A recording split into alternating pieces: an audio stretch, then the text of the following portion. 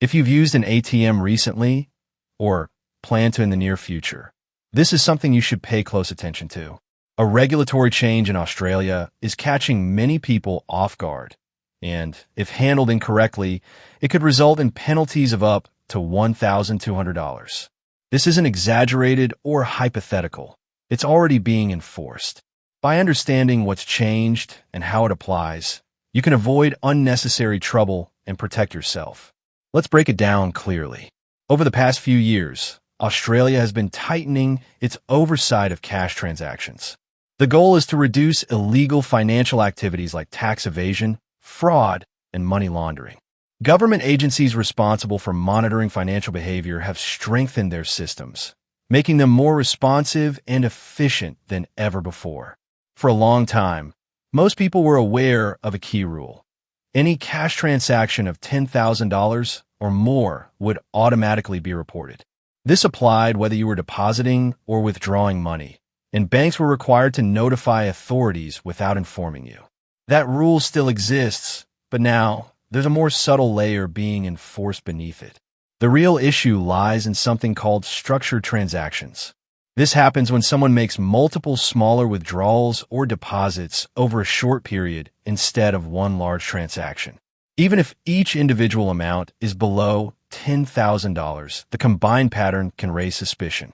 Banking systems are now designed to detect these patterns automatically. For example, withdrawing $2,000 one day, $3,000 the next, and $4,000 shortly after may seem harmless. However, systems may interpret this as an attempt to avoid reporting thresholds. When that happens, your activity can be flagged and reported for review. This is where penalties come into play. Under updated enforcement rules, authorities can issue fines more quickly than before. What used to require lengthy investigations can now lead to faster action, including infringement notices that may reach $1,200 or more. What makes this situation concerning is that completely legitimate behavior can trigger these alerts. Imagine selling a car privately and receiving payment in smaller cash amounts over a few days, or running a small business where you deposit earnings gradually throughout the week. Even retirees who prefer using cash for daily expenses could unknowingly create patterns that look suspicious. The system doesn't understand intent. It only recognizes patterns. That means even honest transactions can be flagged if they resemble behavior linked to avoiding reporting rules. So what can you do to stay safe? First, keep proper records. Whenever you handle significant amounts of cash, whether buying, selling, or saving, note down the details. Include dates, amounts, and reasons. Even a simple written record can help explain your actions if questions arise. Second, be mindful of how you manage your transactions. If you need a large sum of cash, it's often better to withdraw it in one go rather than splitting it across multiple days. A single large transaction may be reported, but it's less likely to appear suspicious compared to repeated smaller ones. Third, communicate with your bank.